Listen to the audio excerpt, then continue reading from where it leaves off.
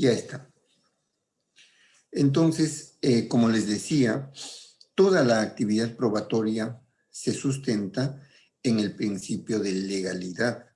Legalidad para la identificación del medio probatorio a aportar, legalidad para el ofrecimiento, legalidad para la actuación y legalidad para la valoración probatoria. Toda la actividad probatoria está sujeta al principio de legalidad. Y cuando uno habla de medios probatorios, la ley ha previsto dos grandes grupos de medios probatorios. Unos que serían los típicos y otros los atípicos, ¿no? Típicos son aquellos que la ley los ha reconocido como medios probatorios de manera explícita. Y atípicos, aquellos que no estando en la relación de los típicos, pero pueden ser útiles para los fines de acreditar hechos en calidad de medios probatorios.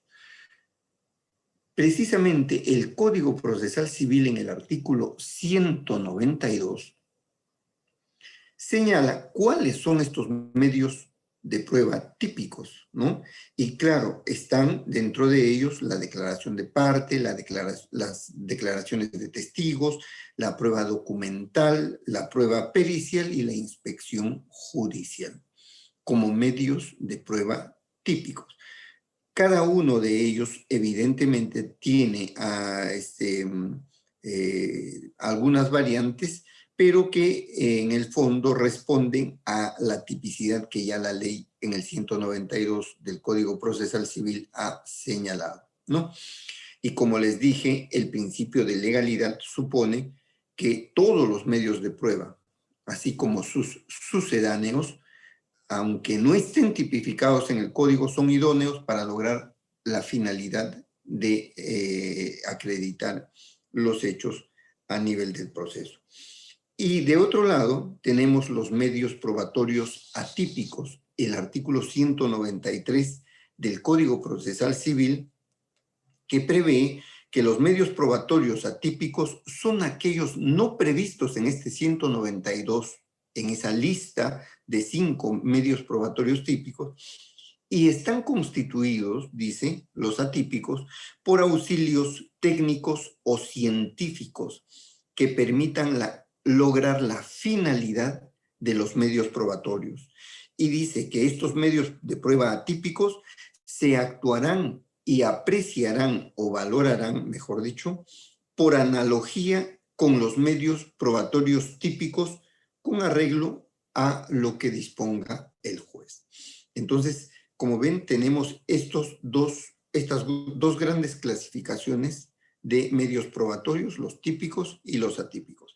Este artículo 193 debemos concordarlo con los artículos 234 y 251 del mismo Código Procesal para los efectos de nuestra clase de hoy, porque en el artículo 234, cuando se habla de uno de los medios probatorios típicos, que serían los documentos, alude el legislador a que son documentos los escritos públicos o privados, los impresos, las fotocopias, facsímil, fax, planos, cuadros, dibujos, fotografías, radiografías, cintas cinematográficas, microformas, tanto en la modalidad de microfilm como en modalidades de soportes informáticos, ¿no?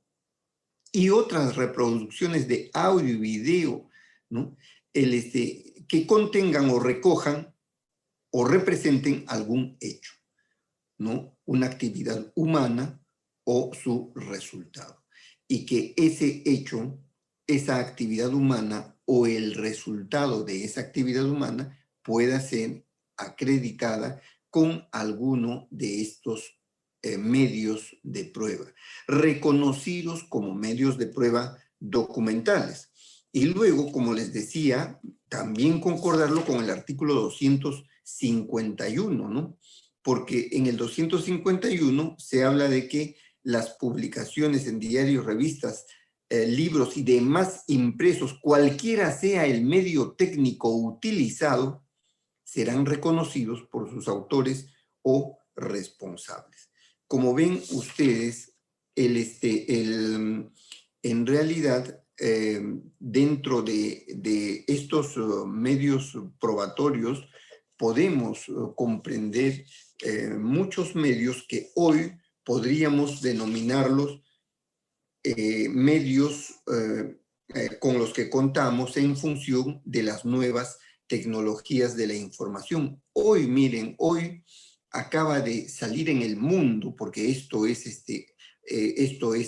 recién, la noticia es de hoy, no es del Perú, es del mundo entero, en donde acaban de empezar a emitir licencias, ¿no?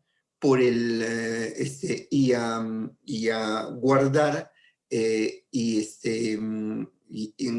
la voz de las grandes celebridades, de las grandes artistas, y que el uso de esa voz solo puede hacerse con licencia, y que evidentemente eso supone que hay que guardar la voz, grabar la voz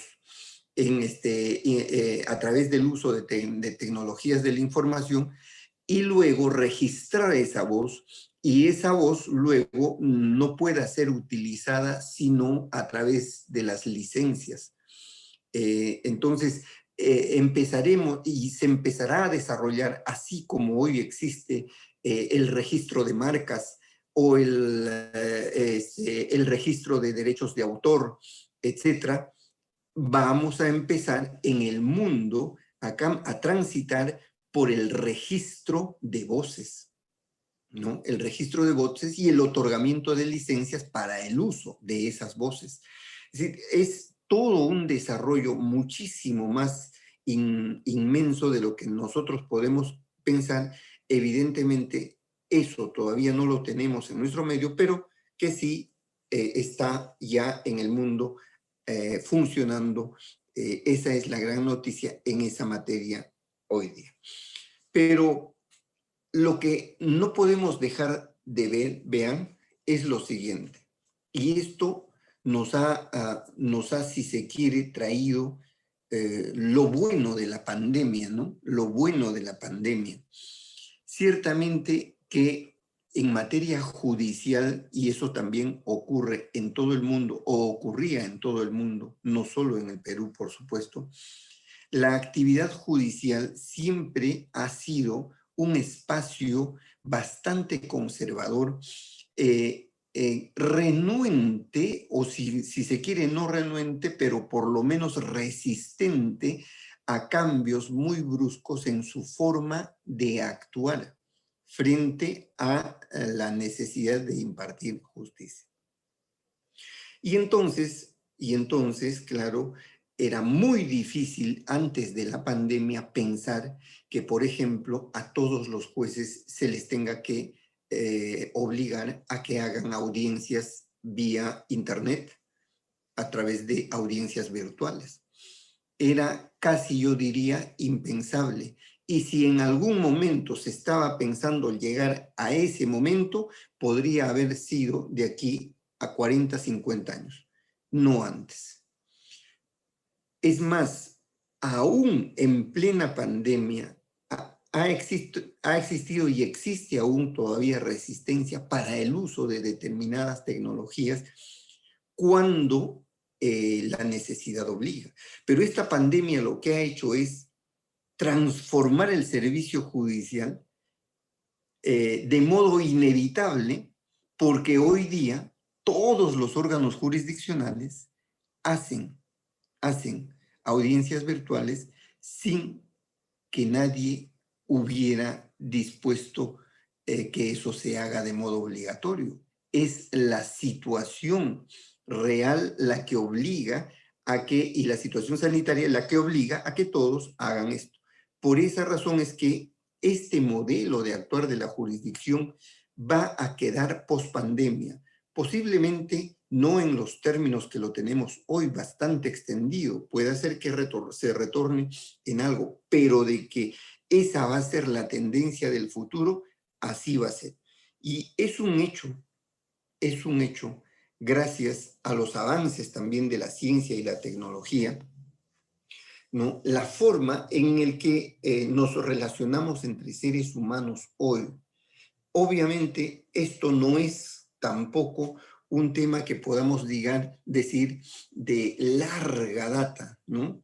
Estamos hablando de tiempos no muy largos, si de la historia se trata. Estamos hablando de los últimos 20 años, más o menos, exagerando los últimos 30 años, ¿no? Exagerando, digo, ¿por qué? Porque si uno cuenta 30 años para atrás, los jueces para impartir justicia usaban las máquinas, ¿no? Las máquinas que había que, con el teclado, esas máquinas de diversas marcas, la Remington, el Olivetti, ¿no?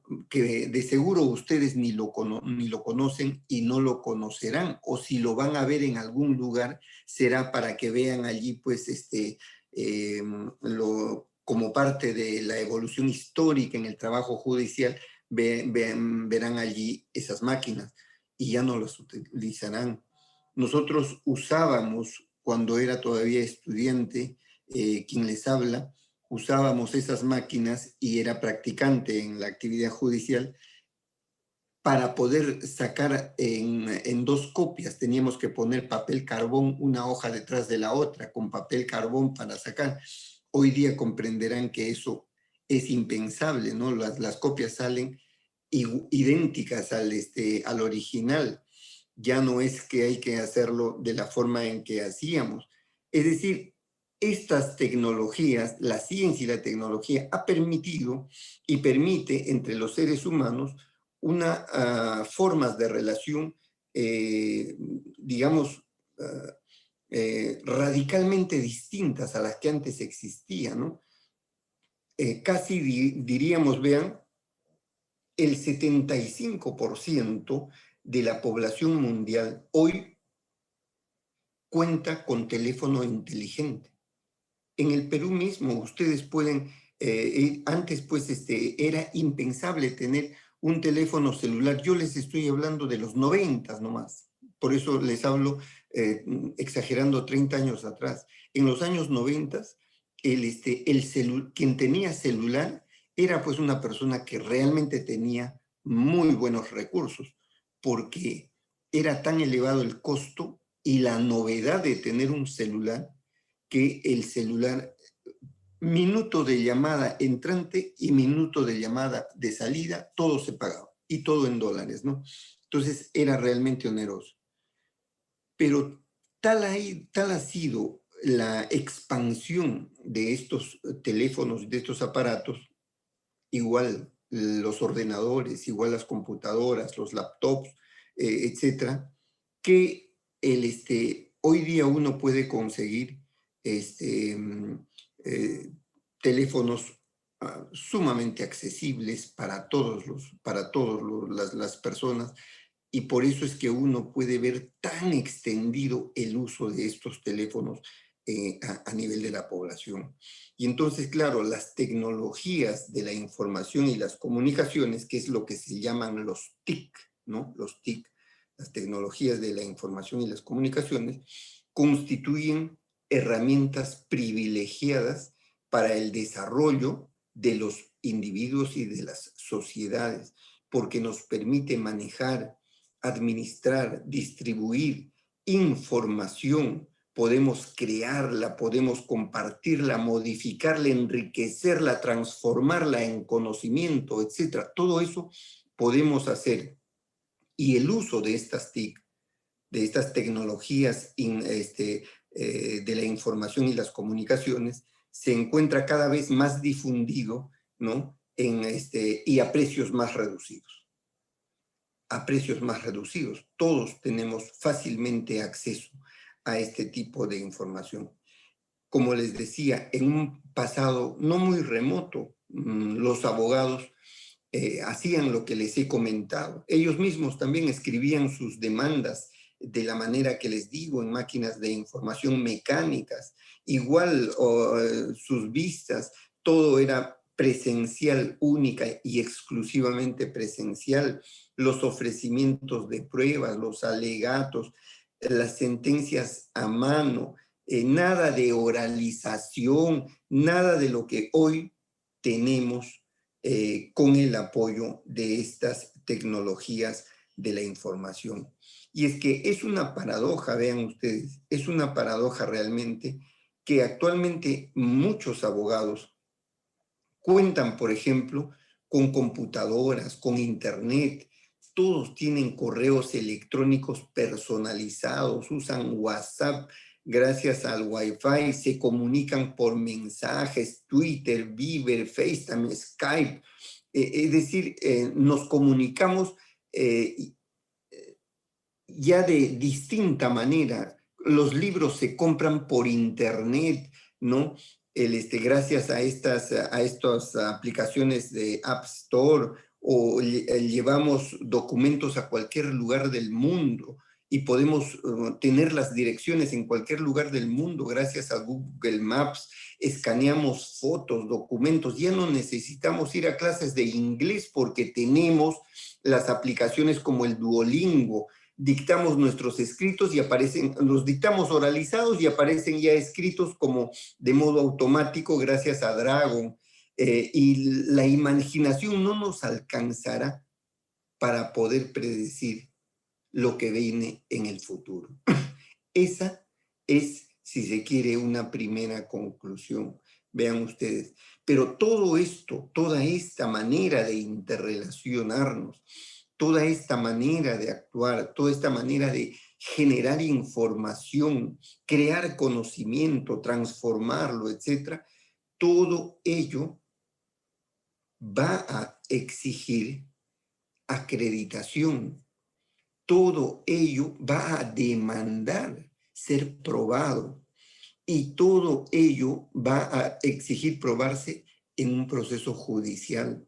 Las características del proceso podríamos hablar en otro momento. En estos momentos lo que estábamos viendo es que esta es la gran transformación en la que todos nosotros estamos inmersos y necesitamos, por supuesto, ser absolutamente conscientes y empezar a trabajar en la forma de ir acreditando lo que decíamos hace un momento, los hechos, las actividades humanas o los resultados de esas actividades que se producen a nivel del uso de estas tecnologías de la información y las comunicaciones.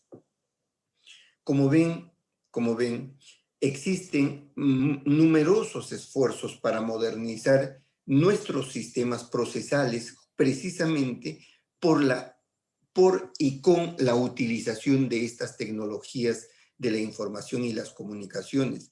Y es que así como existen herramientas para que el proceso sea rápido, eficaz, e incluso se utiliza el calificativo de neutro, ustedes verán hoy día, por ejemplo, en materia de procesos vinculados a protecciones de la mujer y otros integrantes del grupo familiar en materia de violencia, hoy se está trabajando un programa que se llama, un programa informático que se denomina el Tucuyricui, ¿no? Este Tucuyricui, esa es su denominación, va a ser implementado este año en la justicia peruana, que supone un sistema mecanizado de producción de decisiones judiciales, de lo que sería la inteligencia artificial aplicada al proceso. ¿Qué quiere eso decir? Quiere eso decir que los humanos ya no vamos a recurrir a otro humano para la provisión de una tutela judicial, sino que vamos a recurrir a una máquina para que brinde la tutela judicial, por ejemplo. Es un tema transformador, devastador. En realidad, si uno pudiera empezar, como les decía hace un momento, ¿no? No podemos, si se quiere, pensar que la imaginación no nos dará el alcance necesario para poder predecir lo que nos espera. Y no en mucho tiempo, no en mucho tiempo. Estamos hablando de no más de 10 años. Es decir, el cambio es vertiginoso. el cambio no es un cambio lento, es vertiginoso. En Ámsterdam, por ejemplo, la juez Dolly Relling sostiene que los niveles de implementación de las tecnologías de información varían en Europa. En realidad, yo diría como varían en todo el mundo, ¿no? Por ejemplo, en Holanda ha servido para apoyar procesos basados en formato de papel. ¿Qué quieren decir? Como que queremos hacer una justicia amigable con el medio ambiente, entonces informaticemos para usar menos papel y por tanto menos tala de árboles y por tanto mejor protección del ambiente. Pero esas finalidades han ido teniendo y esas finalidades se han ido expandiendo. Pero no solo eso supone el uso de estas tecnologías de información, ¿no? Si bien los jueces sí utilizan, por ejemplo, las conexiones a Internet para el correo electrónico, hoy ustedes que conocen los procesos judiciales, hoy día tenemos, por ejemplo, un servicio de notificaciones por SINOE que a uno le pueden notificar en tiempo real, en el momento en el que sale una decisión, le pueden notificar la misma. Ya no hay necesidad de, por ejemplo, lo que antes ocurría, que se verifique el procedimiento de notificación para su validez. Pero lo que vendrá luego es cómo acreditar que el acto de notificación virtual efectivamente se produjo, por ejemplo. Esa discusión todavía no se ha dado, pero en algún momento estoy seguro que se dará, porque claro, aquí el cuestionamiento al que siempre hemos estado acostumbrados es a cuestionar la actividad humana, pero hoy día ya podemos no solo cuestionar la actividad humana, sino también el uso de estas tecnologías de la información en el cumplimiento de los resultados que se esperan respecto de las partes dentro de un proceso. Pues bien, muchos de los tribunales, de los órganos jurisdiccionales, han implementado, por ejemplo, sistemas de administración tecnológica de flujo de trabajo. Es lo que en el Perú se ha denominado desde los años 95 para adelante y hoy día casi extendido en todas las Cortes Superiores de Justicia del país, lo que se ha denominado los modelos corporativos, ¿no? Los modelos corporativos, para lo que es aquello que se distingue de la función jurisdiccional pura, es decir, toda la actividad administrativa de que manejan los órganos jurisdiccionales debe ir a un modelo corporativo administrativo y todo lo jurisdiccional que quede en el trabajo del juez. Y entonces se confeccionan firmas y archivos electrónicos para cada litigio. Hoy tenemos el eje, se forman expedientes electrónicos, ¿no? No está extendido a todo, por supuesto, está en camino, ¿no? Está en camino, pero ya hay áreas de la actividad judicial que tienen el eje implementado. Si partimos entonces de la base de que no todos los procesos civiles tienen la misma complejidad, ya que existen áreas que se inclinan por sí mismas a la automatización, como por ejemplo en materia comercial, ¿no? En materia comercial se ha avanzado mucho con motivo de la automatización. Ya los jueces pueden directamente hacer e inscribir los embargos, ya los jueces pueden interoperar con diversas entidades, como por ejemplo registros públicos, como RENIEC, y de modo que todo a través del uso de estas tecnologías de la información. Eso que es el marco general en donde se mueve toda la actividad judicial, viene ahora a traernos lo que podríamos denominar una aproximación a la prueba electrónica, ¿no? Dentro de este marco, ver cómo nos aproximamos al tema de la prueba electrónica. En realidad, vean ustedes, la prueba electrónica constituye uno de los retos más importantes del derecho probatorio, un derecho probatorio, además una disciplina que ha cobrado en la actualidad una importancia trascendental en el proceso. Es más, hay en el mundo hoy maestrías en derecho probatorio, ¿no?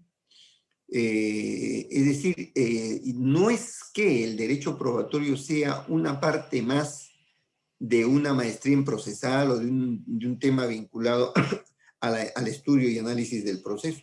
Es que el derecho probatorio es toda una disciplina completa que puede uno poner de relieve, y justamente el tema de la prueba electrónica constituye esto que les he mencionado, uno de sus retos más importantes. Y es que las comunicaciones habituales a través de redes sociales, correos electrónicos o teléfonos móviles ocasionan diariamente conflictos. Ustedes mismos pueden ver en la televisión, ¿no? Las dificultades que ocurren con motivo del uso de estas tecnologías de la información, y estos conflictos originados a través de redes sociales, teléfonos o celulares, etcétera, ha dado lugar cada vez más va dando lugar a una progresiva producción de leyes y también de jurisprudencias, no siempre uniforme, evidentemente, para interpretar y resolver los casos que sus titulares van planteando con motivo de esos conflictos generados, ¿no? Desde temas vinculados a la intimidad, ¿no? Hasta temas mucho más complejos que tienen que ver con actividad contractual, por ejemplo, con una aceptación o con una oferta bien dada, o con la vigencia en el tiempo desde que la oferta haya podido ser emitida hasta que pueda haber estado en la posibilidad de ser conocida, etcétera. Todo esto forma parte de estos temas que ya se vienen discutiendo de a poco, pero en los estrados judiciales. Y es que la prueba electrónica, también conocida como la prueba digital, ustedes pueden encontrar en la literatura que lean, al final es lo mismo, prueba electrónica, también le llaman prueba digital, también le llaman prueba tecnológica, también le llaman prueba informática, otros le llaman prueba, ¿no? Prueba. Pero cual fuere la denominación que se le asigne, lo importante es que ustedes entiendan que cualquiera de esas denominaciones en el fondo lo que está haciendo es identificar a una sola institución, que es la prueba electrónica, ¿no?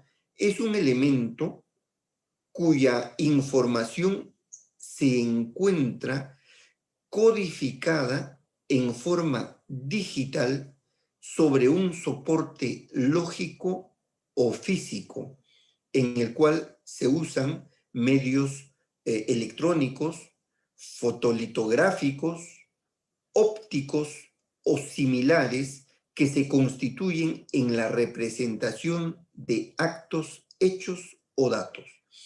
Eso es el concepto, esto es lo importante. Entonces, la prueba electrónica, les decía, no es más que un elemento, repito el concepto, ¿no? Un elemento cuya información se encuentra codificada en forma digital sobre un soporte lógico o físico, en el cual se usan métodos electrónicos, fotolitográficos, ópticos o similares, que se constituyen en la representación de actos, hechos o datos. Es un medio de prueba, representada informáticamente, ¿no? Informáticamente, y está compuesta esencialmente de dos elementos.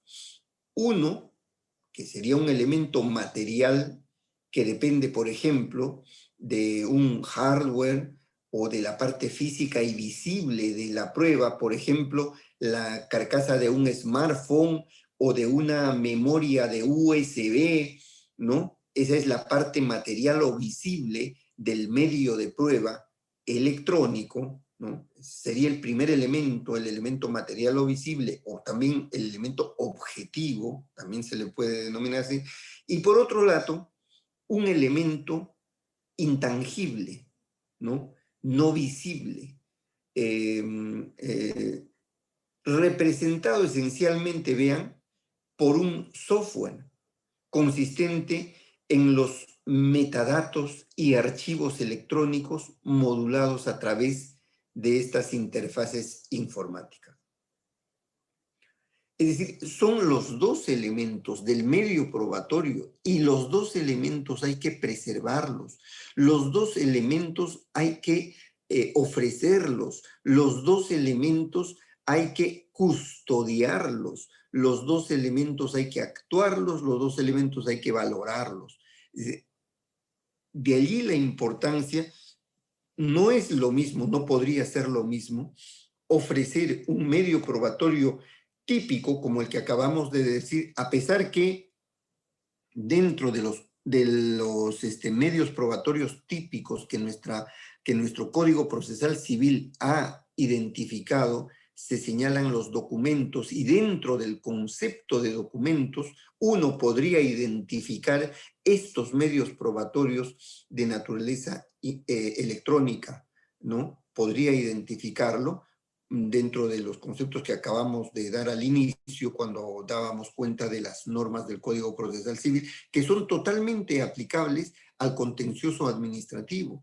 Y no solo son totalmente aplicables por la supletoriedad que tiene el Código Procesal Civil para todos los procesos, sino porque estos temas no han sido regulados en la ley del proceso contencioso administrativo. Evidentemente, eso con mayor razón, la supletoriedad tiene una aplicación de modo directo. Yo lo que les podría decir además es que en muchos países se reconoce como prueba toda aquella información generada o comunicada mediante estos medios electrónicos, ópticos o de cualquier otra tecnología, ¿no? Y lógicamente cuando yo hablo de documentos, se considera efectivamente un documento sobre la base de la norma del Código Procesal Civil, un documento electrónico, ¿no? La información de cualquier naturaleza en forma electrónica archivada en un soporte electrónico de los que dábamos cuenta hace un momento, según un formato determinado, susceptible de identificación y de tratamiento diferenciado. Es decir, tanto las imágenes como los textos de bases de datos y otros archivos pueden ser comunicados y pueden ser reconocidos y pueden ser entendidos como prueba electrónica. A la prueba electrónica se le puede concebir como una documentación pública o también privada, por supuesto. Todo dependerá del origen de la misma. Así como en materia documental, nuestro Código Procesal Civil, tratándose de este medio probatorio típico, dice que los medios probatorios, los documentos pueden ser públicos o privados. Y claro, en un sistema de sana crítica no estamos asignando un mayor o menor valor porque sea privado o porque sea público, exactamente igual diremos tratándose de la prueba electrónica. Lo único que corresponde es advertir que puede ser entendida como una prueba documental pública o como una privada, y todo dependerá del origen que tenga la misma, ¿no? Para la información almacenada en estos hardwares o en estas bases de datos, etcétera,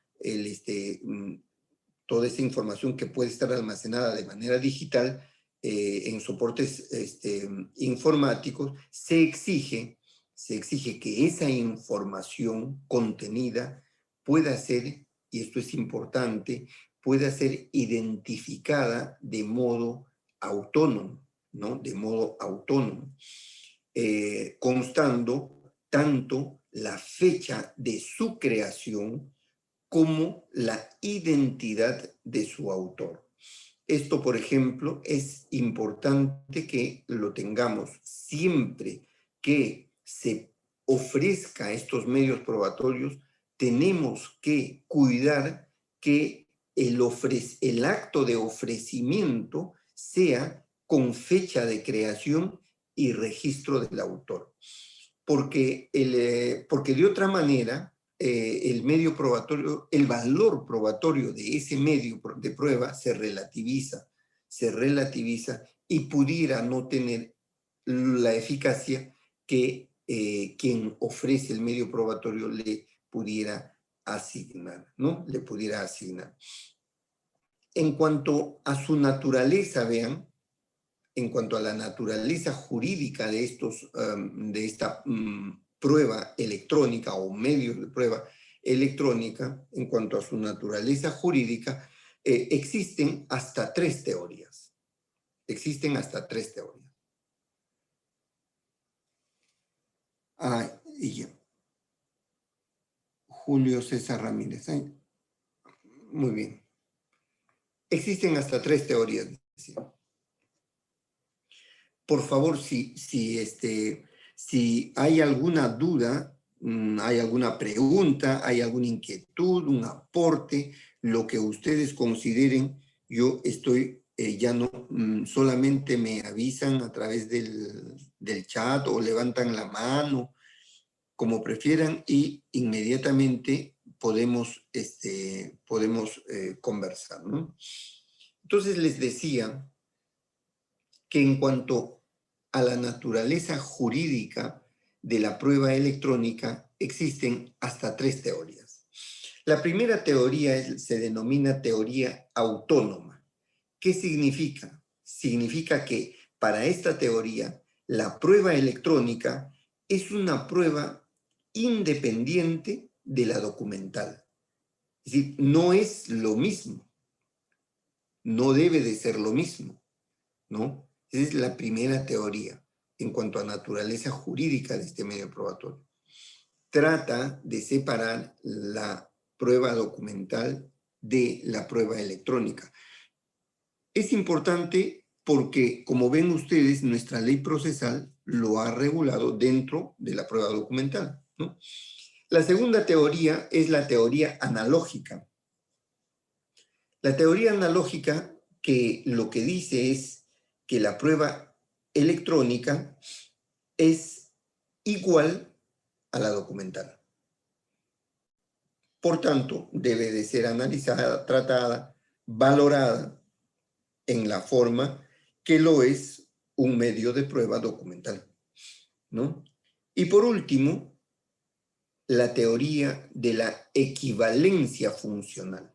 Entonces tenemos la teoría autónoma, ¿no?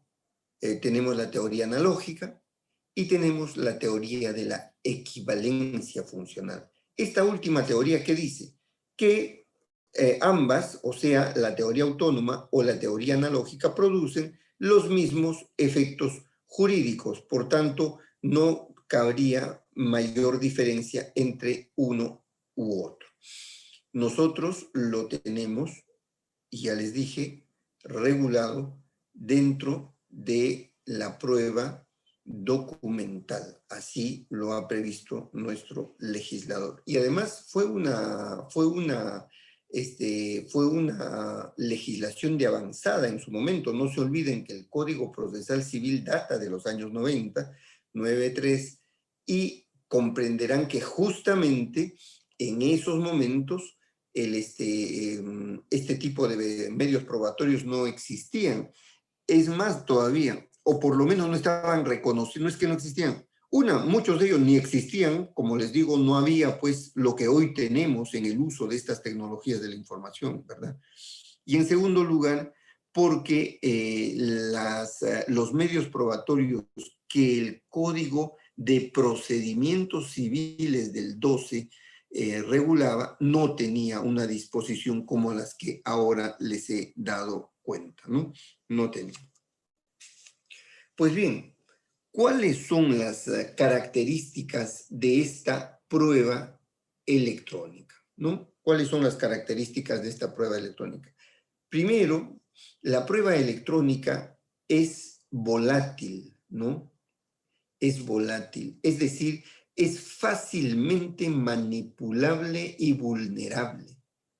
Por eso es que ustedes ven, por ejemplo, ¿no? Cuando alguien denuncia un hecho, por supuesto yo les voy a decir que esto va a ser en gran medida la prueba en el futuro en el contencioso administrativo, la prueba electrónica, porque como la actuación de la administración cada día más se desarrolla a través del uso de las tecnologías de la información y de las comunicaciones, entonces el registro de los mismos, de esa actividad funcionarial o los resultados de esa actividad serán objeto precisamente de esta prueba.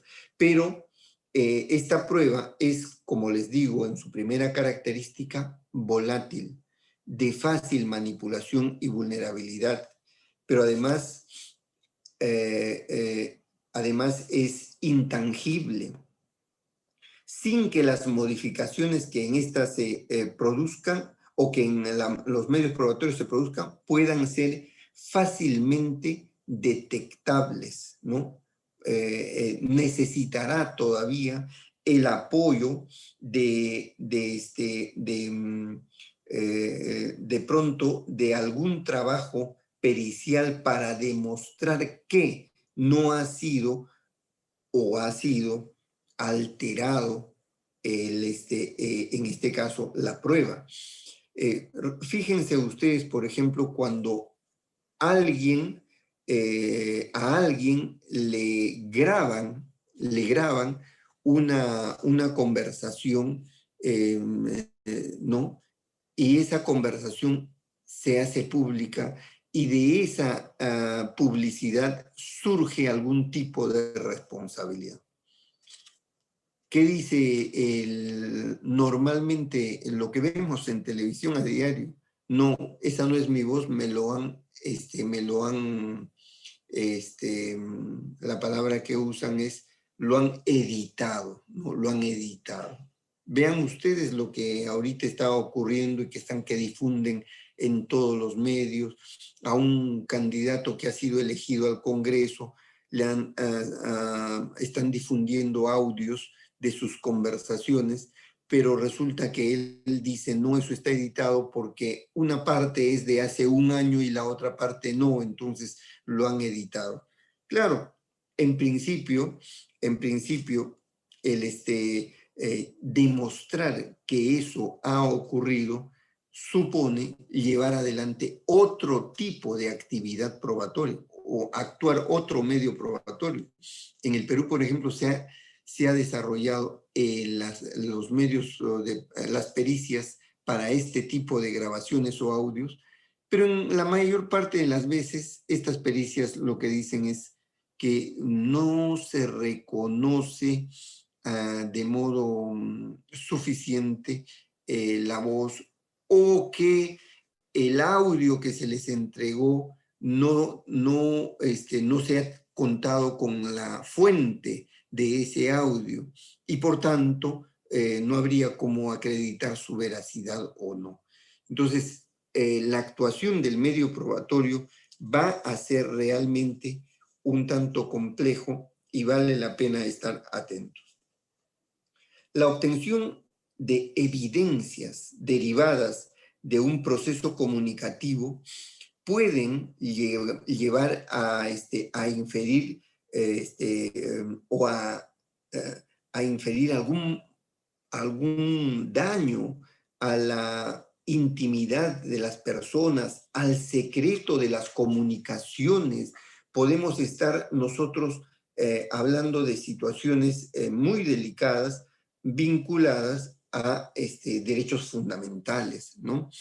Porque se entiende que toda esa información, para que pudiera ser válida, debe de ser actuada en la forma o recogida en la forma que la Constitución y la ley ha previsto. Otra de las características de estas pruebas electrónicas es que se trata de una prueba unilateral, ya que, por ejemplo, ¿no?, quien tiene una página web, por ejemplo, cual fuere esta, es evidente que el titular de esa página web tiene el control técnico y de los recursos informáticos de esa página.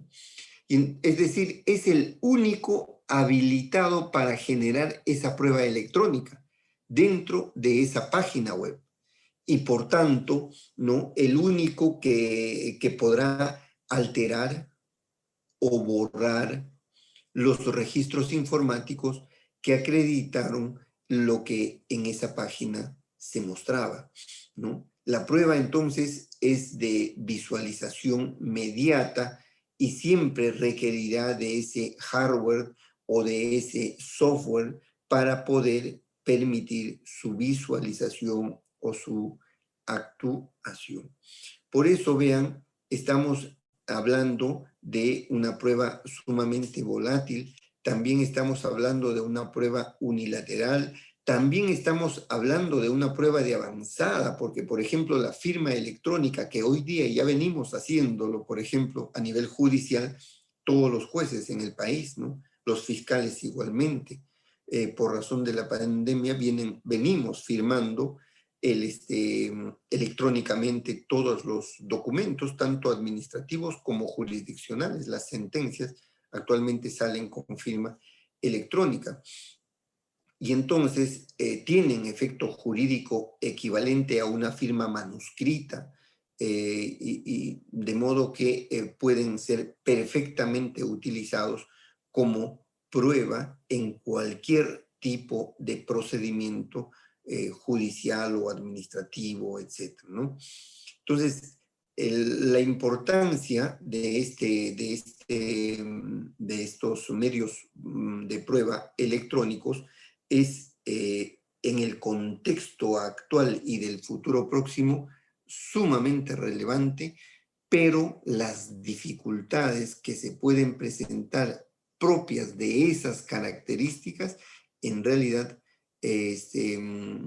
pueden dificultar la debida acreditación cuando no se sabe ofrecer esta prueba, no se sabe actuar esta prueba y, por último, cuando no se sepa valorar esta prueba, ¿no?, en los tres momentos. Pues bien, veamos el tema de la aportación de esta prueba, ¿no?, de la prueba electrónica, su ofrecimiento, su presentación, que según nuestro Código Procesal Civil, las pruebas y nuestra Ley del Proceso Contencioso Administrativo, las pruebas se presentan, o sea, se ofrecen, se aportan con la demanda o con la contestación, es decir, en fase postulatoria. Por ejemplo, los documentos digitales, ¿no?, cual fuere el documento digital, estamos señalando que así como documento lo trata la ley, ¿no?, los documentos digitales deben de ofrecerse o aportarse en forma electrónica. A veces, vean, a veces está ocurriendo, y yo lo he visto y por eso les transmito, lo he visto, ofrecen estos medios de prueba, como le denominan así el pantallazo. Estoy presentando el pantallazo, ¿no? Y entonces el pantallazo es una captura de una pantalla o de lo que aparezca en ella, y eso lo ofrecen como prueba, una impresión del pantallazo, ¿no? Pero eso evidentemente no es ningún medio de prueba. ¿Qué cosa podría traer como certeza o como medio de prueba un pantallazo? Necesitará algo más. Y entonces cuando decimos que los documentos digitales deben de ofrecerse o aportarse en forma electrónica, es decir, lo que estamos señalando es que deben aportarse en formato original, en formato original. Si queremos que tenga esa eficacia probatoria, yo debo de aportarlo en formato original. ¿Qué significa en formato original? Como puede estar, por ejemplo, contenido en un USB, en un CD, o sea, en un disco compacto. Tengo que no solo, ojo, esto es importante y eso se vio en un caso, en el caso en este caso en donde están juzgando a la exalcaldesa Villarán y al grupo de funcionarios que trabajaron con ella. No solo se debe ofrecer, ojo, el USB o la versión digital en un disco compacto, por ejemplo, sino que además se debe indicar el ordenador o computadora de dónde proceden. Fíjense lo importante. Ustedes pueden tener el USB con el medio de prueba valioso.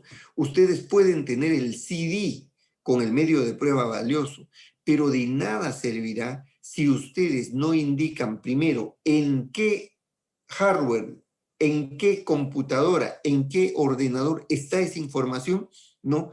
Porque de ese ordenador o de esa es que procede ese medio de prueba que ustedes están aportando. ¿Y por qué eso sería relevante? ¿Por qué sería relevante? Porque en el momento en el que se pretenda contrastar el medio de prueba, la única forma será acudir a la versión originaria. Es exactamente lo mismo que ustedes, por ejemplo, intenten llevar un medio de prueba, una fotocopia de un documento X. La mera fotocopia no tendrá el valor probatorio. El valor probatorio tendrá que ser el documento del cual se ha tomado esa copia, ¿verdad? Ese será el documento que respalde una decisión. E igualmente en el caso de la prueba digital, como estamos diciendo. Entonces, vean, existe además la posibilidad, ¿no?, de certificar electrónicamente la prueba por un prestador de servicios de certificación que también ya vienen a existir para certificar que efectivamente ese USB o ese CD ha sido obtenido de ese ordenador que tiene como fuente la prueba digital que se está aportando. Entonces, hay una certificación del prestador de servicios que dice que lo que les estoy mencionando. Con lo cual, ¿qué cosa garantizamos? Garantizamos integridad y autenticidad del documento que estamos ofreciendo. Eso son elementos valiosos cuando de acreditar un hecho con medios de prueba digitales se trata. En realidad, son aspectos que no debemos descuidar cuando del uso de estas tecnologías de la información existe, ¿no? Y más en estos procesos contenciosos en donde, como estamos diciendo, el carácter unilateral de la prueba electrónica hace que pudiera ser, estamos diciendo, fácilmente manipulable o vulnerable. ¿Por quién? Por el dueño o titular de ese hardware o de ese software en donde está la fuente de ese medio probatorio, ¿verdad?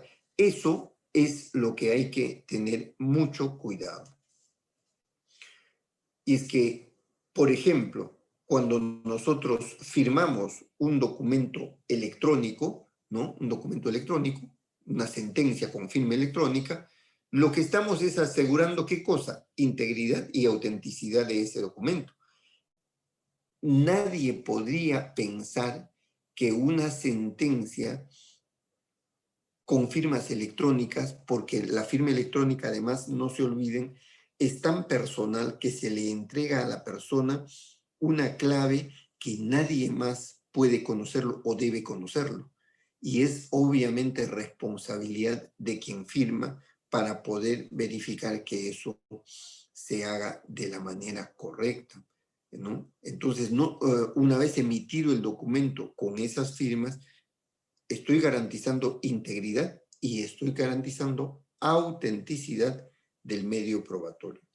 Los sellos, incluso, miren, los sellos de tiempo, eso por ejemplo, es importantísimo. Hace un momento yo les decía que uno debe de ver de qué tiempo estamos hablando desde que se generó el medio de prueba hasta el día en que yo decido utilizar ese medio de prueba.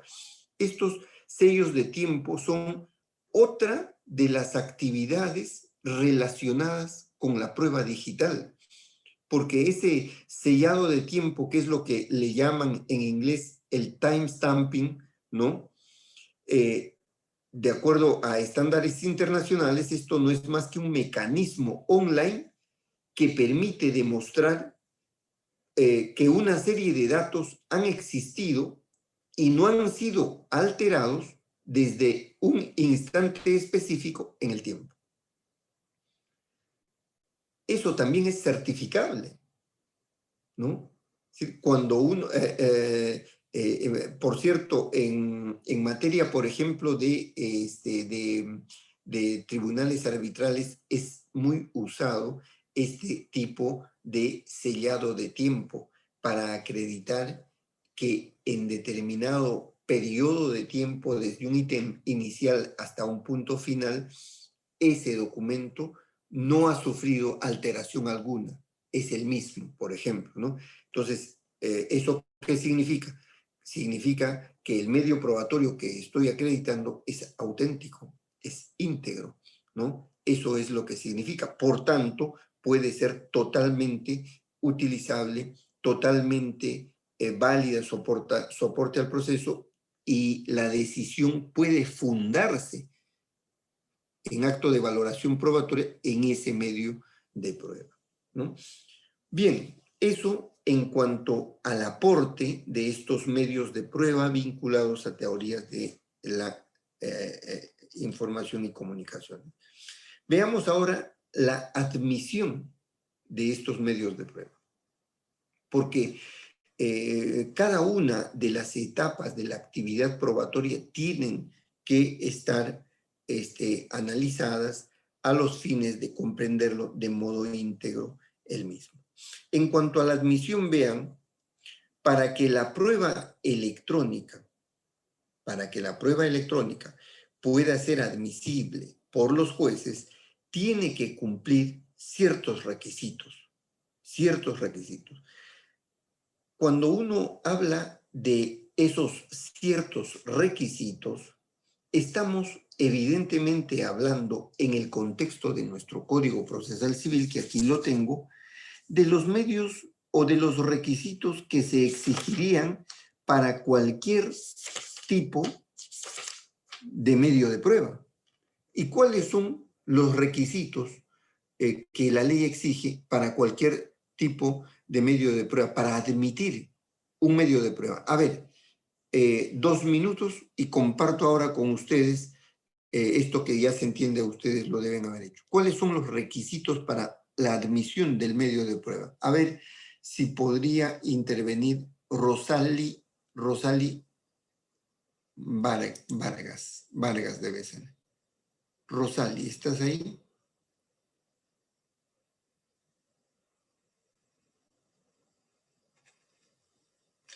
Rosali.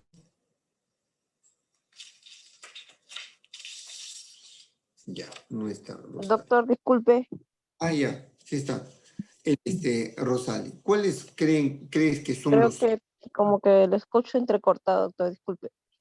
Ah, ya. ¿Cuáles cree que sean los requisitos para admitir estos medios de prueba electrónica por parte de un juez? Doctor, pero como usted lo estaba explicando anteriormente también, que, o sea, tiene que haber una fuente, la fuente de donde salió la prueba, porque si no hay ese medio, pues cómo nosotros podemos probar que lo que estamos mostrando como copia es verdadero. Ya, eso es correcto. Pero Ujú. yo, quizá le preguntaría de otra manera. Los requisitos en términos generales para que pueda ser admitido un medio probatorio, ¿cuáles serían? Que tiene que ser conducente. Ya, Vicente.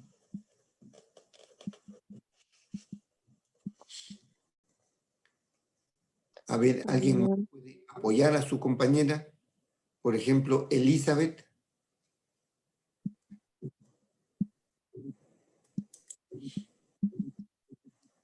Elizabeth,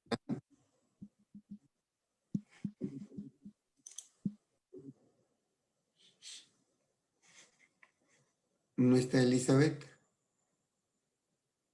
Ya.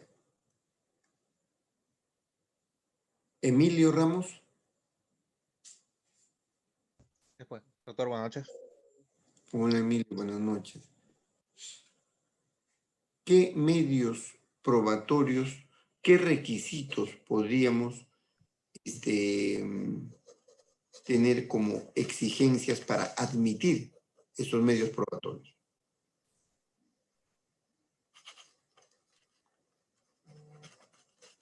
Ujú. Más que todo que los medios probatorios sean útiles, pertinentes y conducentes. En un proceso civil, habitualmente la copia de un DNI debe ser legalizada.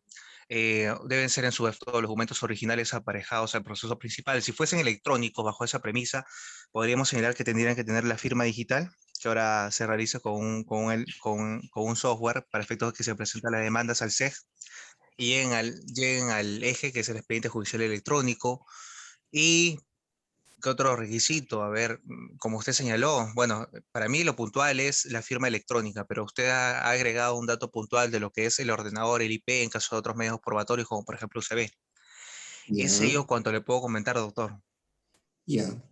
Miren, cuando nosotros hablamos de requisitos para admitir medios de prueba por parte de un juez, y hemos pasado del ofrecimiento, el ofrecimiento es lo que hace la parte en su demanda o en su contestación, según sea el caso, pero ya estamos pasando al momento en el que el juez ya tiene el ofrecimiento y entonces tiene que admitir o no admitir esos medios de prueba. Y entonces nuestra ley exige que estos medios de prueba sean, en primer lugar, pertinentes, en segundo lugar, útiles, como decía Emilio, ¿no? Y en tercer lugar, lícitos. Son los tres requisitos que señala nuestro código procesal. Acá yo tengo el código, vamos a verlo, ¿no? Como requisitos para que puedan ser admitidos. Esto lo tenemos tanto en el 190 del Código Procesal Civil, cuando habla de la pertinencia e improcedencia, ¿no? Y claro, allí señala lo que les estoy mencionando. Entonces, pertinente, útil y lícito son tres requisitos que también se exige a la prueba electrónica. Y en el caso de la prueba electrónica, puede ser inclusive mucho más complicado el tema de estos requisitos, sobre todo de la licitud, por el problema de que la prueba electrónica es unilateral. Y, por ejemplo, en un caso que les comenté que dio lugar a un contencioso administrativo en donde la autoridad en el centro laboral acude al puesto de trabajo de un trabajador cuando él no estaba, mira, ingresa a su ordenador y encuentra que tenía, por ejemplo, ¿no? Que tenía información que pudiera ser, por ejemplo, sexual, o pudiera ser información que acredita que en horas de trabajo hace otras cosas que no sea su trabajo, ¿no? Entonces, claro, ingresan a la máquina, sacan esa información y con eso le imputan los cargos y terminan sancionándolo con el cese, el despido de su centro de trabajo. Ellos tenían el control técnico y los recursos informáticos, porque ellos son los empleadores. Pero ellos actuaron mal. Ellos fueron, ingresaron al ordenador y obtuvieron información de un correo que puede haber estado abierto y él lo haya dejado abierto, pero no tenían derecho a ingresar a ese correo y sacar la información que han obtenido para los fines de ese despido, por ejemplo. Pero pudieron haber hecho otras cosas, ¿no? Pudieron haber hecho, por ejemplo, que, como decíamos, con un certificador de servicios electrónicos, como, por ejemplo, un notario en nuestro medio, ¿no? Es decir, o esperar a que retorne el trabajador y en presencia del trabajador realizar la captura de la información. Entonces, claro, no hacer en esa forma ¿a qué da lugar? A que se vulnere uno de los requisitos de estos medios de prueba. ¿Cuál? La licitud. Entonces, ese medio de prueba podrá ser pertinente, podrá ser útil, pero no es lícito. Y entonces el procedimiento sancionador llevado en contra de ese trabajador simplemente tendrá que fracasar por un defecto en la obtención del medio de prueba. Y como ese supuesto del que les estoy mencionando, hay muchísimos supuestos que darían lugar a perjudicarse, sea por pertinencia, sea por utilidad, sea por licitud, que pudiera perjudicar la toma de decisiones que se haga desde la administración pública, ¿no? Bien, entonces, esta prueba electrónica debe ser aportada evidentemente en audiencia oralizada, con contradicción, con concentración, con publicidad, con inmediación, como se recoge como parte de los principios del proceso, ¿no? Para los fines de poder ser valorada. Y por supuesto, también debe de ser incorporada teniendo en cuenta los principios de integridad, de autenticidad, también de confidencialidad y claridad según sea necesario. Es decir, hay la necesidad de resguardar estas garantías para los fines de que estos medios de prueba puedan ser realmente valorados y poder producir el efecto que espere quien utilice esos medios de prueba para las decisiones que considera correctos. Y evidentemente eso es tan importante para quien aporta la prueba, para quien califica la prueba o para quien toma la decisión valorando esos medios de prueba, ¿no? En todos los casos será importante. En otros países, por ejemplo, son aplicables las reglas procesales generales sobre actividad probatoria, como lo pudiera ser en nuestro caso, ¿no? En las diferentes etapas de las que estamos refiriendo. De modo que allí no habría mayor dificultad tratándose de esta etapa de admisión de prueba. Veamos ahora la última etapa, que sería la del valor probatorio de los documentos electrónicos o de la prueba electrónica, ¿no? La valoración. En cuanto a la valoración, lo que podemos decir es que, por ejemplo, la información que circula por Internet puede tratarse de una información importante para acreditar o probar la vulneración, por ejemplo, de un derecho fundamental como el de la intimidad, el honor, la imagen, el secreto de las comunicaciones o el uso ilegítimo de la propiedad intelectual, por ejemplo, ¿no? De fotos, textos, videos. Ustedes habrán podido ver, por ejemplo, Abdai, que es esta asociación de autores y compositores que gestiona el tema de las regalías para los autores de estas obras musicales, por ejemplo. Basta que pudiera captar en una pantalla de televisión que se vienen utilizando determinadas canciones de ciertos autores o compositores, entonces no hace más que acudir a ellos para facturarles y exigirles el pago de las regalías respectivas, ¿no? ¿En base a qué? En base a los medios de prueba que aparecen justamente de las redes sociales, puede ser de la televisión, puede ser del internet, etcétera, ¿no? Lo cierto es que lo que aparece en estos medios electrónicos o informáticos, lo que aparece en ellos nos puede servir para probar un juicio, la comisión de delitos dentro de la red.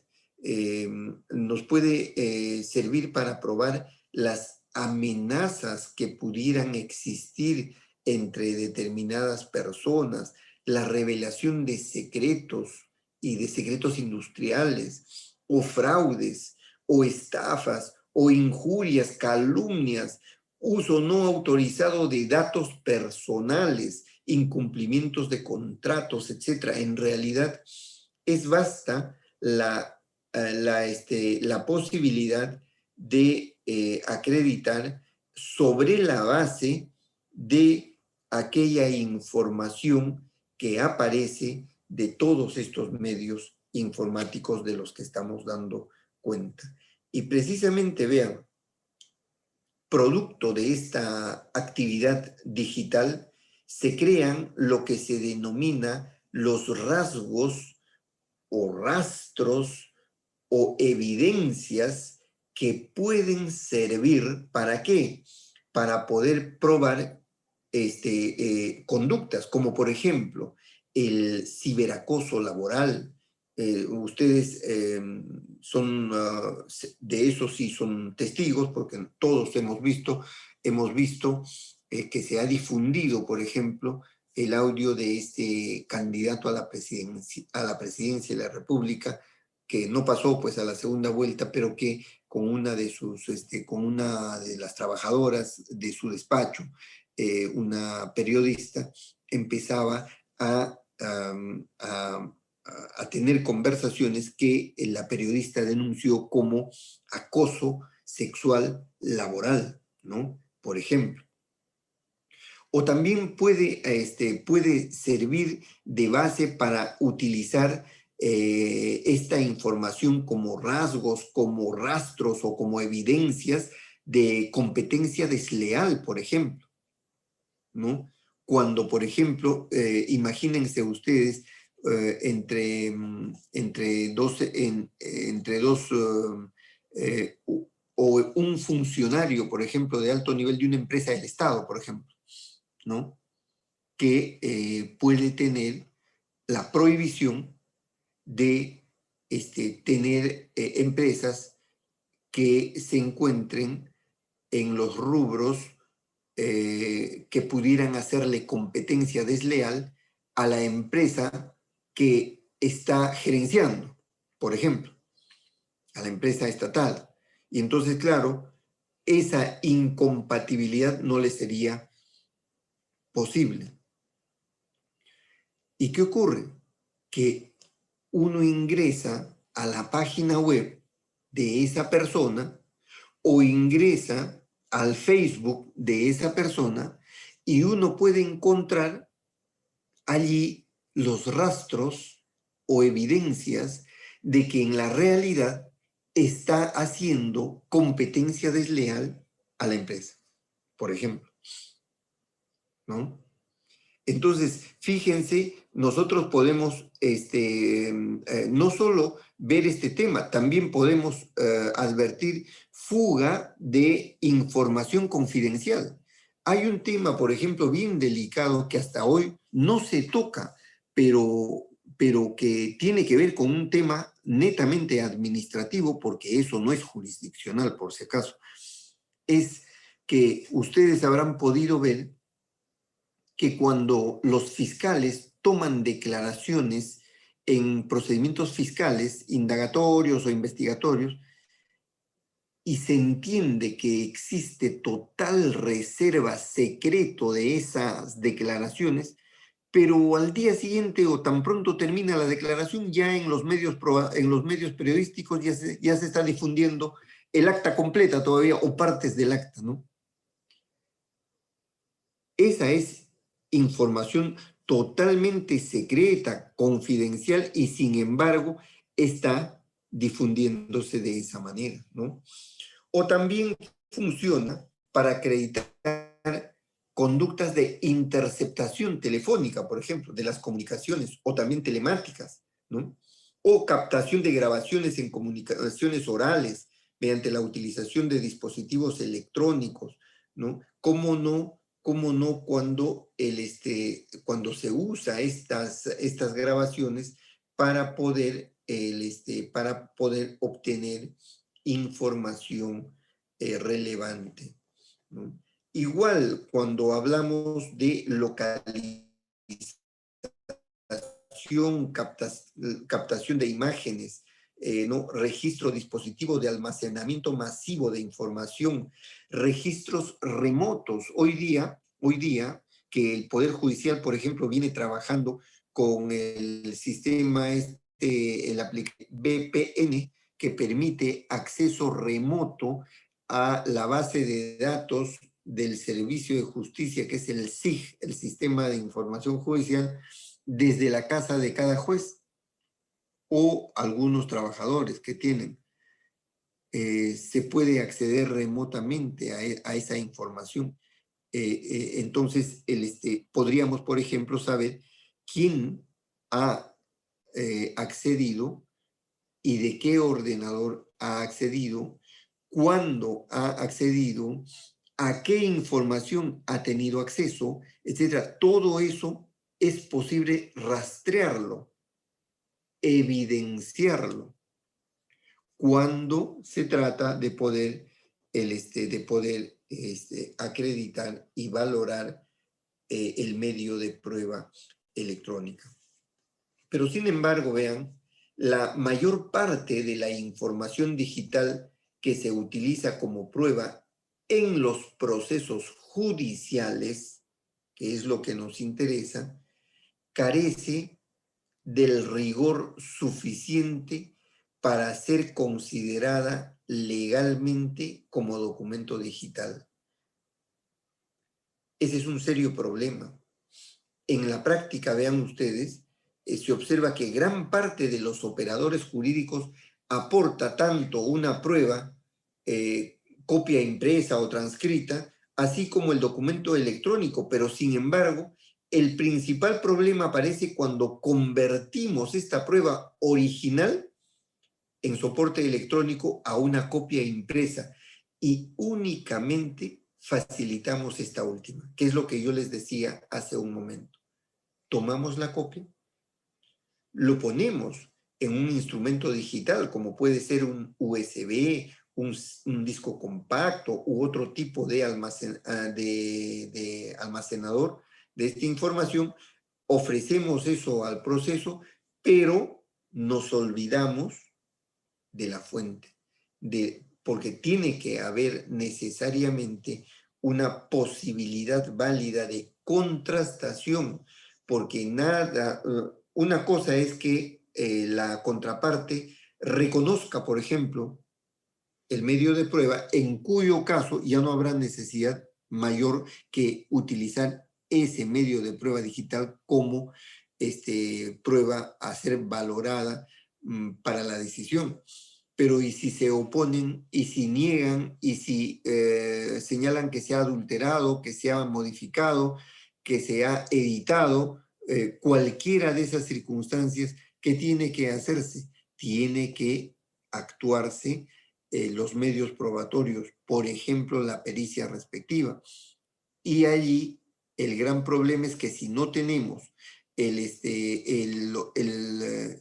la prueba original en el soporte electrónico, entonces estaremos en un serio problema,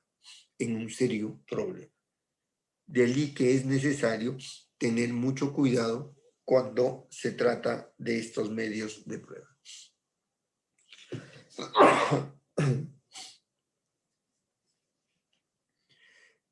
Vean que un acto en apariencia, por ejemplo, tan inocente, ¿no? Como pudiera ser, por ejemplo, la impresión de una imagen, o lo que les decía al inicio, ¿no? Lo que le llaman el pantallazo, un correo o mensajes enviados por WhatsApp para su posterior aportación al proceso judicial, supone la emisión de importantes datos de los que puede depender la valoración de la prueba y los que puede depender el resultado del proceso, lógicamente, ¿no? Y entonces la prueba electrónica, al ser ofrecido mediante ese aporte de un mero documento privado, por ejemplo, ¿no? ¿Cuál sería la impresión de los que estamos hablando, el pantallazo, etcétera, cualquiera de ellas, sin la intervención de un funcionario público, como les decía, que dé fe, un certificador digital o un notario público en nuestro país que pudiera ayudar a este tipo de trabajo? Entonces, aquí lo que daría lugar es a que surjan serias dudas, si no se hace así, ¿no? ¿En cuanto a qué? Sobre todo en cuanto a la autenticidad del documento. Y ya hemos dicho que lo que debemos garantizar es integridad y autenticidad. Eso debe de ser muy, muy importante para cuando uno ofrece este tipo de medios de prueba, ¿no? Para poder realizar, vean, una correcta apreciación sobre el valor probatorio y el alcance de estas evidencias digitales. Por ejemplo, hay en el derecho comparado, se han establecido hasta 4 supuestos en los que, por ejemplo, una captura de pantalla puede constituirse en un medio de prueba digital. Por ejemplo, ¿no? Para citar un ejemplo, obviamente habrán muchísimos otros supuestos. Por ejemplo, si nosotros hablamos de una conversación de WhatsApp como documento en el proceso laboral, voy a acreditar, como en el caso que hablamos, una conversación en WhatsApp. Y entonces, ¿cuáles serían esos supuestos en los que esa captura pudiera constituirse como una prueba digital? El primer supuesto, y esto lo ha establecido tanto la legislación, no la legislación, la jurisprudencia española, como también la jurisprudencia americana, ¿no? En ambos lugares. ¿Cuáles serían estos supuestos? El primer supuesto es cuando la parte interlocutora de la conversación no impugna la conversación, es lo que les decía. En realidad lo que hace es aceptarlo, reconocerlo.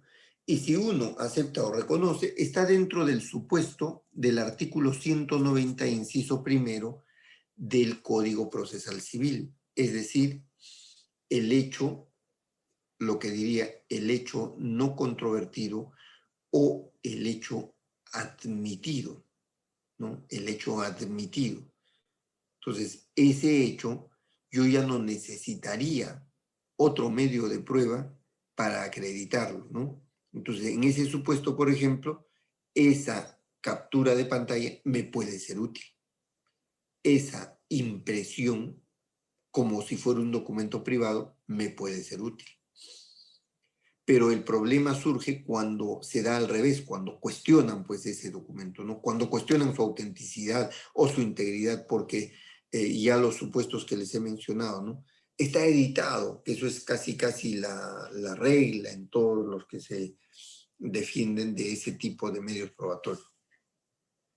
En segundo lugar, también es otro supuesto cuando reconoce expresamente dicha conversación y su contenido. En la misma situación.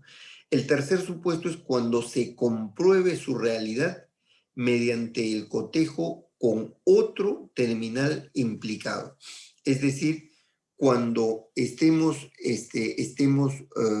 cuando medios o esta evidencia podamos acreditarlo por otros medios de prueba. Por ejemplo, vean, nosotros podríamos acreditar la existencia o la existencia del medio de prueba o del hecho que ese medio de prueba representa mejor, así está mejor, del hecho que ese medio de prueba representa, nosotros podríamos acreditarlo con declaraciones, por ejemplo, de otras personas que estuvieron en el lugar en donde se confeccionó el hecho,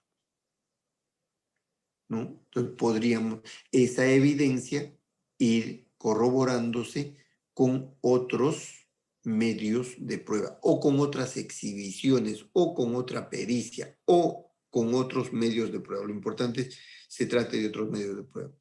Del mismo modo, y el último supuesto es cuando se practique una prueba pericial, y ese es que acredite la autenticidad e integridad del documento. Y para eso necesitaré tener la fuente original en donde consta ese documento. No podría ser simplemente que yo tenga mi archivo, acá está el USB, no es suficiente. No es suficiente. Hay que ir es como cuando una pericia, miren, cuando una pericia sobre la firma de una persona se hace, ¿en base a qué? A la firma que aparece, por ejemplo, no siempre, porque se puede hacer con la firma que aparece en otros instrumentos públicos, por ejemplo, pero cuando se van a ver la firma de RENIEC y entonces obtienen esa firma original y con esa la contrastan para los fines del cotejo o para los fines de la pericia de la firma. Igual, tratándose de estos medios de prueba, habrá que ir a la fuente en donde consta originariamente ese medio de prueba. Entonces, como vemos, es la jurisprudencia la que ha ido delineando supuestos en los que este medio de prueba puede acreditar los hechos que él representa, ¿no? En cuanto lo último, en cuanto a la distribución de la carga de la prueba, tratándose de estas pruebas electrónicas, ¿no? En cuanto a la distribución de la carga, si la prueba digital, vean, no es objetada o impugnada, o si incluso es aceptada por la contraparte, no es que haga prueba plena, como en ocasiones hay autores que lo sostienen, ¿no?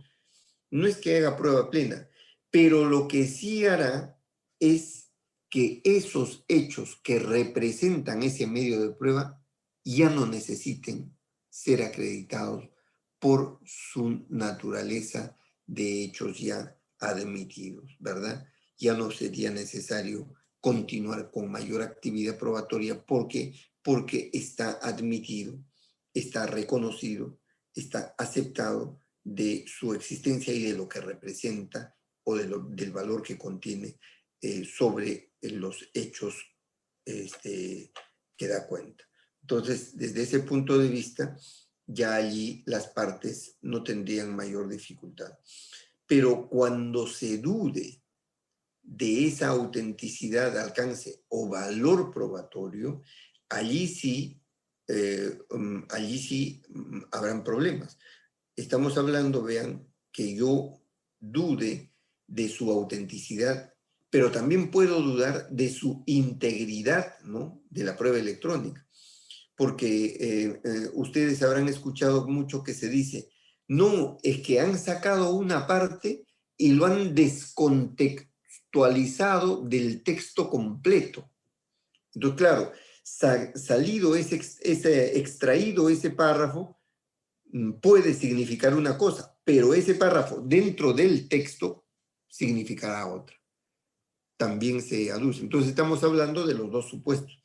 Dudo, cuestiono, me opongo respecto de la autenticidad, no es conforme con el original, o de su integridad. Se usa una parte descontextualizado del todo, ¿no? Entonces, claro, así objetada o incluso impugnada, ese medio de prueba necesitará evidentemente tener que acudir a otros medios de prueba, como puede ser el cotejo o como puede ser algún tipo de pericia, ¿no? Algún tipo de pericia.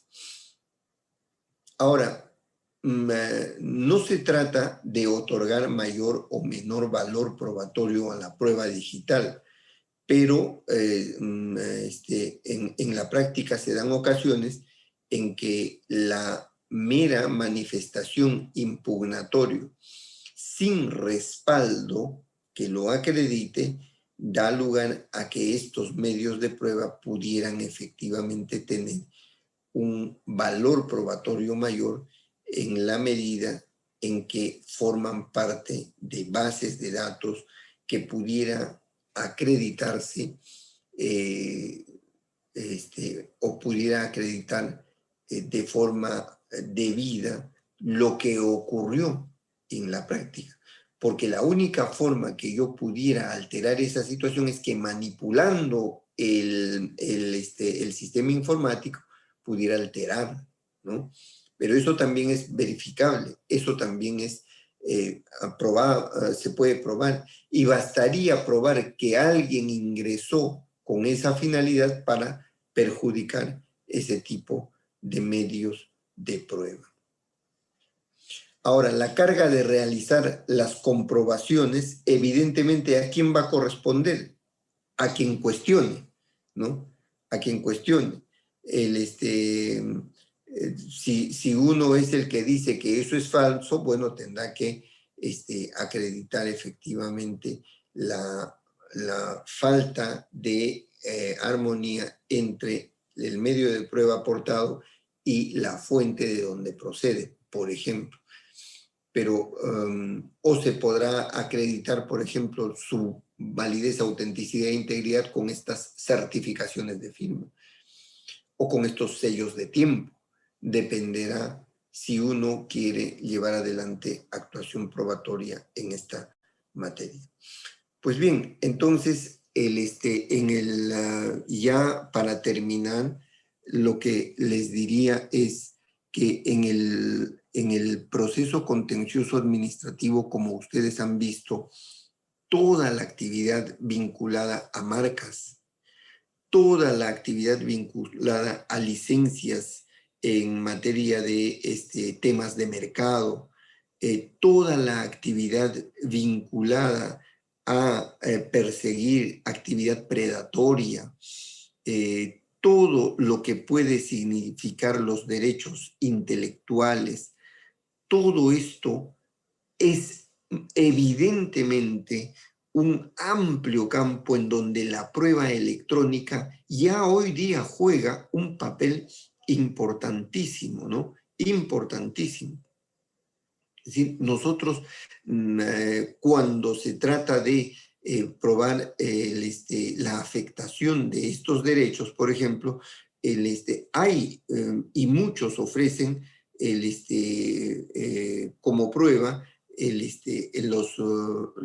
los registros existentes, sean de imágenes, sean de signos distintivos, y cuanta situación de hecho que se requiera probar.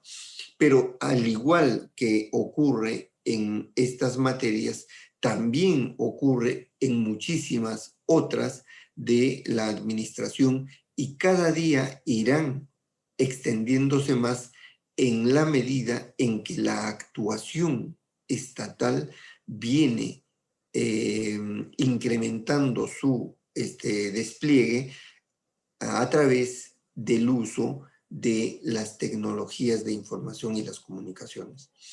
Por esa razón, consideramos que es valioso y debe de ser valioso no solo aportar debida y adecuadamente la prueba cuando se trate de prueba electrónica, ¿no? Por ejemplo, actualmente hay entidades que tienen servicios, hoy me estoy refiriendo a la fecha, hay entidades que prestan servicios de información vía WhatsApp o envían información vía WhatsApp a los usuarios de la calle, ¿no? A cualquier persona. Envían información, notifican vía WhatsApp o correos electrónicos.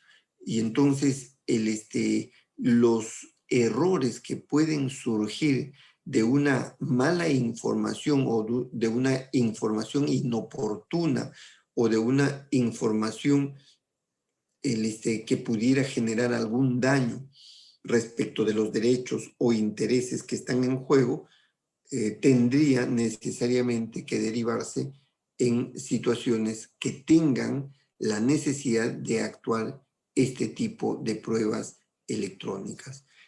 De allí la importancia para cerrar este tema y poder terminarlo. Pero un último tema que les quería justamente mencionar era, vean, que con el propósito, por ejemplo, de lograr la autenticidad de la información en la transcripción de correos electrónicos, esto, por ejemplo, en materia de actuación de prueba es relevante, porque nosotros, ¿qué hacemos cuando actuamos la prueba? Claro, en procesos orales, actualmente se oraliza, ¿no? Pero igual queda registro en un acta no completo, pero por lo menos una síntesis del registro de la actuación. Pero en modelos que todavía no son orales, porque en el Perú todavía el área civil, por ejemplo, el área contencioso no es oral, no hay oralidad en estas áreas. Entonces, actuamos estos medios probatorios con transcripciones, hacemos la transcripción de la prueba que se estaría actuando. Y entonces, por ejemplo, la transcripción de un correo electrónico, de una mensajería instantánea, de un chat, ¿no? Ha ocurrido, por ejemplo, en algunos casos en Estados Unidos, por ejemplo, que la presencia de obvias omisiones cuando se hace estas actuaciones de medios probatorios, ¿no? De estas comunicaciones en chat, en WhatsApp, en Instagram o alguna otra manera de comunicarse, ¿no? Y esos errores o esas omisiones, lo que ha ocurrido, lo que ha traído como consecuencia es que le priven de eficacia al medio probatorio. Y entonces, claro, por ejemplo, ¿no?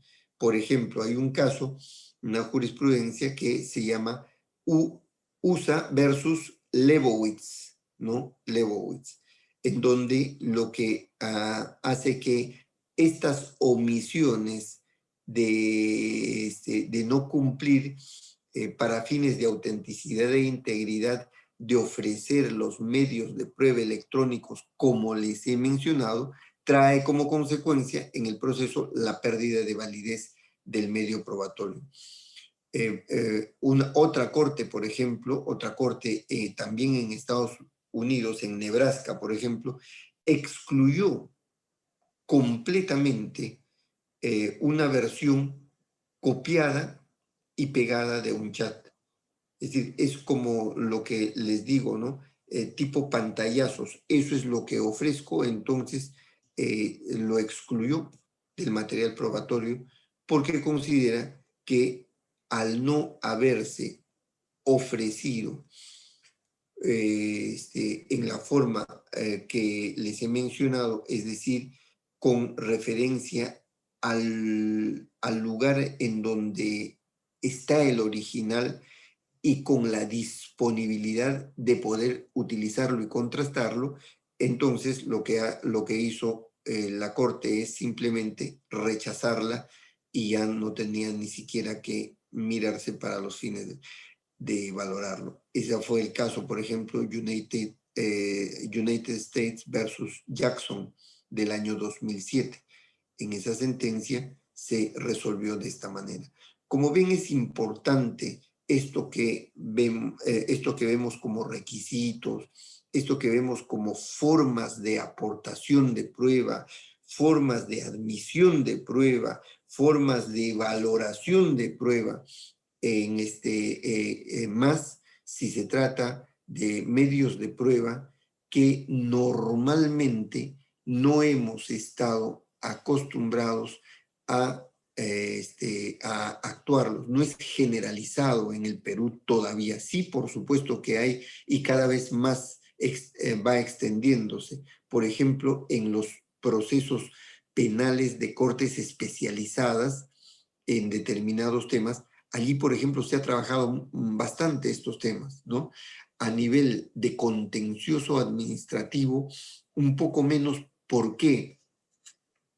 Porque en el contencioso administrativo, la parte de la actuación probatoria casi es sobre la base del expediente administrativo que viene con motivo del mandato de la ley, que es lo que yo les decía en una clase anterior, ¿no?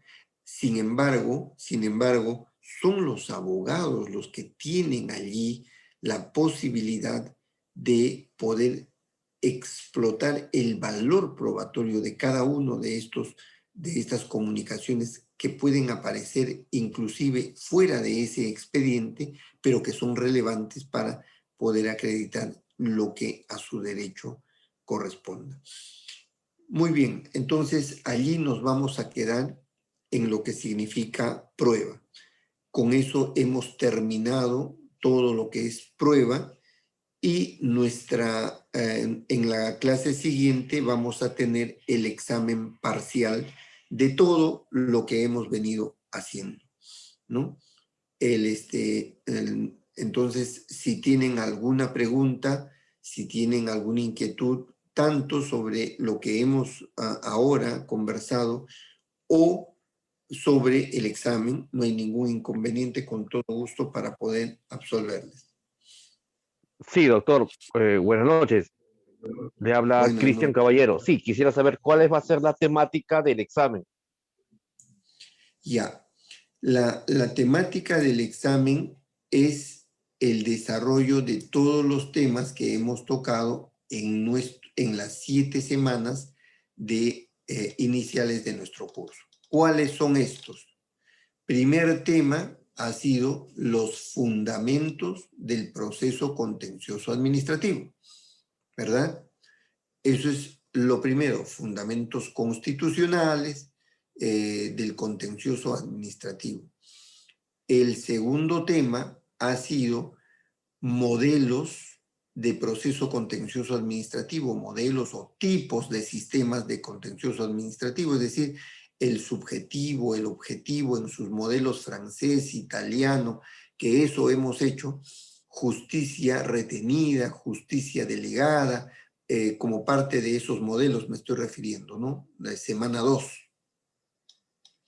La semana 3 hemos visto finalidad y principios del contencioso administrativo. No olviden, principios especiales del contencioso. Y es importante, en materia de principios, lean, vean, revisen. No es lo mismo los principios del derecho administrativo que las del procedimiento administrativo. Son dos cosas totalmente diferentes. Eso lo hemos hecho en clase y es bueno que lo revisen, ¿no? No es lo mismo una que otra. Y cuando en el contencioso administrativo uno habla de los principios del contencioso administrativo, por ejemplo, el principio de integridad o de integración, lo que le dice el principio es que en casos de vacío hay que acudir a los principios del derecho administrativo. Esos no son los del procedimiento administrativo. Sin embargo, casi todos se equivocan en eso. Es mejor, y por eso les digo, tengan presente que no es lo mismo uno que otro. Luego de esta tercera semana hicimos objeto y pretensiones del proceso contencioso. No se olviden leer a Wasp, Jaime Wasp. Ustedes tienen la lectura sobre pretensiones. Es importante saber eso. ¿Por qué? Porque si no, en realidad, yo acabo de tener, fíjense, un grado para magíster la semana que pasó, y la tesis era un tema contencioso administrativo. Pregunté porque era sobre una pretensión del contencioso administrativo, y pregunté si había leído a Wasp, que es, si se quiere, el que mejor ha trabajado el tema de la pretensión procesal. No tenía claro los conceptos básicos que allí están en esa lectura. Entonces, es importante que lo conozcan, ¿no? Objeto y pretensiones. Luego, hemos trabajado el tema probatorio, principios que rigen el rol del juez y las partes en la etapa probatoria. Ahí hemos visto cargas de pruebas dinámicas, cargas de pruebas desde la teoría clásica, hemos visto reglas de valoración de prueba, hemos visto tanto teórico como en la ley del contencioso administrativo y en el Código Procesal Civil. Eso hemos hecho. Todo lo que es ofrecimiento, actuación y valoración de prueba, eso hemos hecho. Y el último tema, el de hoy, ya son nuevas tecnologías aplicadas a medios de prueba, ¿no? Bien, todos esos temas son los que ingresarán para nuestro primer control, ¿ya?